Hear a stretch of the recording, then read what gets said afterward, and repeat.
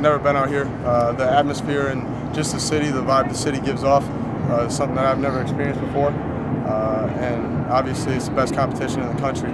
First year with UAA and last year of AAU. It's a really good experience for me right now in the team.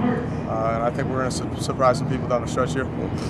Yeah, there's a couple things I'm trying to show. I'm trying to pick up guys in the full court. It's no surprise, and on top of no surprise, it's no secret that I'm going to play for Coach Huck. So he expects his point guards to be able to pick up full court and dog some people. So that's what I'm trying to get to.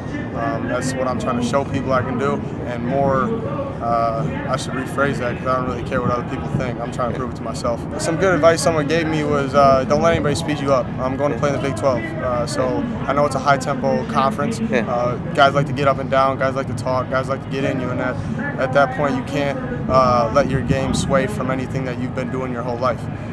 So as long as I slow down and make them come at my tempo and choose and pick my spots, I'll be all right. And one other piece of advice that I got was hit base hits. And what that pretty much means is make the simple one, pick your times, and when one comes right down the middle at 95, just knock it out of the park.